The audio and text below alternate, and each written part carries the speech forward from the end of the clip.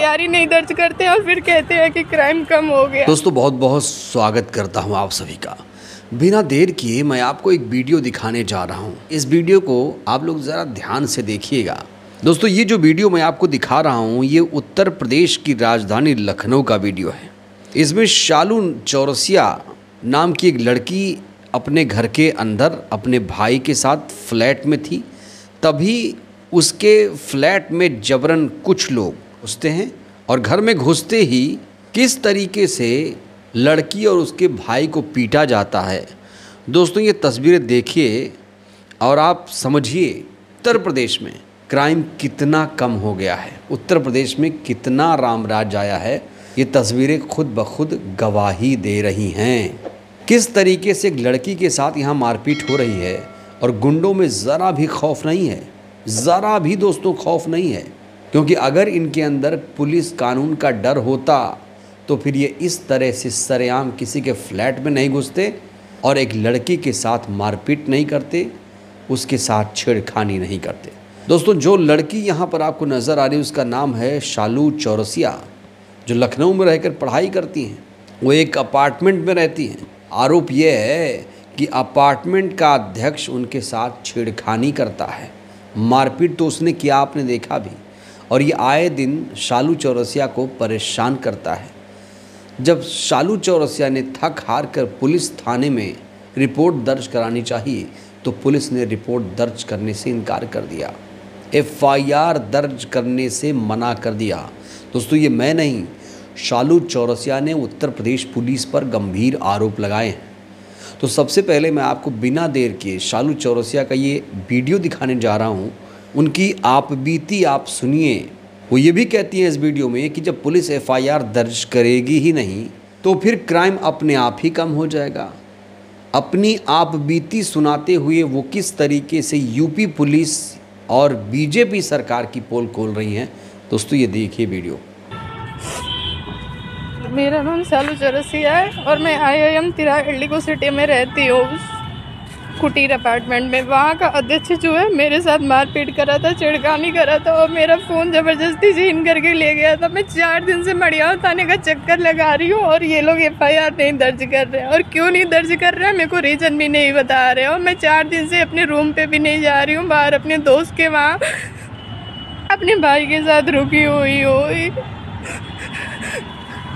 यही है UP police की सच्चाई। और यही लोग कहते हैं कि क्राइम कम हो गया है, यहाँ का एफआईआर ही नहीं दर्ज करते और फिर कहते हैं कि क्राइम कम हो गया है। और बेटी बचाओ और पता नहीं क्या क्या बेटियों का नारा ये लोग देते रहते हैं लड़कियों के नाम पे। सोचिए दोस्तों ये है उत्तर प्रदेश का हाल। उत्तर प्रदेश में बेटियां कितनी सुरक्षित हैं इस बेटी की गवाही से साफ अंदाज़ा आप लगा सकते हैं। यहाँ कोई आरोप प्रत्यारोप की बात नहीं है।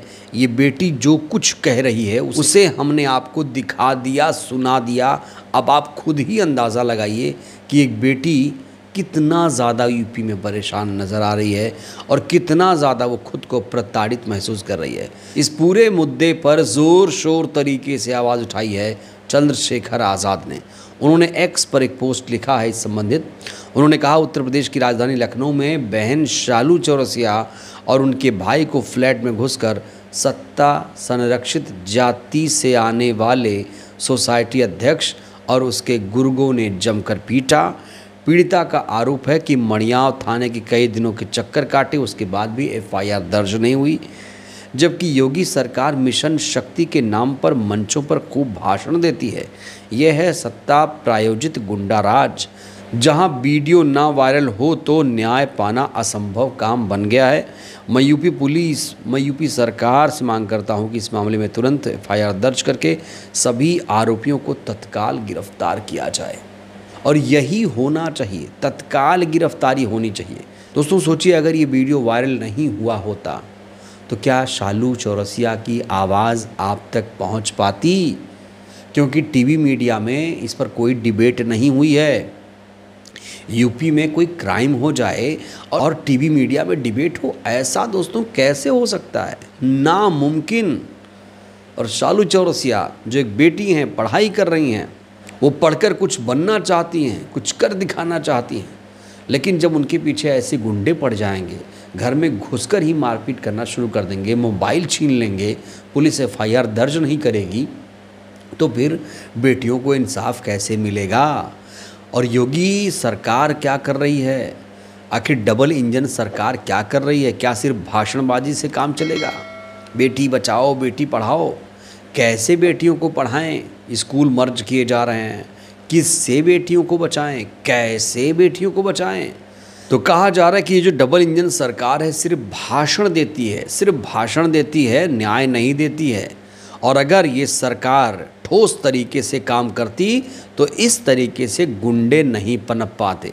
कहा तो जा रहा है कि गुंडे यूपी छोड़कर भाग गए। अरे गुंडे यूपी छोड़कर भाग गए तो ये किस तरीके से सरेआम गुंडई हो रही है? ये यूपी की ही तस्वीरें हैं। लखनऊ राजधानी में ऐसा हो रहा है। और पिछले दिनों आपको याद होगा, राजधानी लखनऊ में ही पेशाब चटवाया गया था एक दलित बुजुर्ग से। याद है दोस्तों आपको घटना? तो ये सब क्यों हो रहा है? ये सब इसलिए हो रहा है क्योंकि जो सरकार है वो हिंदू मुस्लिम करने में व्यस्त है। उसको तो बस हिंदू मुसलमान करवा लो। लेकिन इस सरकार की एक और खासियत है, आरोपी मुसलमान हो तब कानून बड़ा ही सख्त हो जाता है, लेकिन अगर कुछ और आरोपी निकल जाए तो उसकी मौज हो जाती है। जैसे इस सोसाइटी का जो अध्यक्ष है उसके खिलाफ अभी तक कोई कार्रवाई नहीं हुई है, पुलिस ने FIR दर्ज नहीं किया है। आखिर क्यों? कौन बचा रहा है इस गुंडे को? क्या ये सत्ताधारी पार्टी का सदस्य है, गुर्गा है? क्या ये मुख्यमंत्री का खास है इसलिए इसे बचाया जा रहा है? तो अगर ऐसे ही कानून काम करेगा तो इसे भेदभाव ना माना जाए तो क्या कहा जाए? कानून के सामने सब बराबर हैं। अपराधी अपराधी होता है, चाहे वो किसी भी जाति धर्म का हो। अगर इस नीति पर सरकार काम नहीं करेगी तो आने वाले दिनों में इस सरकार का सिस्टम खुद ही कोलैप्स हो जाएगा। इस तरह से काम नहीं चलेगा कि एक अपने वाले को बचा लो, दूसरे वाले को फंसा दो, दूसरा वाला रहे तो उसको खूब अच्छे तरीके से कुटाई कर दो, कानून सही तरीके से लागू करो, अपना वाला रहे तो फिर उसकी कॉलर ऊंची करके उसे भगा दो। ये सब नहीं चलेगा। तो शालू चौरसिया को इंसाफ मिलना चाहिए और जो मणियाव थाना पुलिस है उसे तुरंत FIR दर्ज करके उस आरोपी को तुरंत गिरफ्तार करके कोर्ट में पेश करना चाहिए। सख्त से सख्त सज़ा ऐसे लोगों को मिलनी चाहिए जिससे कानून का इकबाल बुलंद रहे। बहरहाल दोस्तों, इस वीडियो में इतना ही। आपको क्या लगता है, क्या यूपी पुलिस निष्पक्ष तरीके से काम कर रही है? यूपी सरकार, डबल इंजन सरकार से आपको कितनी उम्मीदें हैं? जो दावे किए जा रहे हैं, क्या जैसे दावे हो रहे हैं, क्या वादे दावे पूरे कर पा रही है सरकार?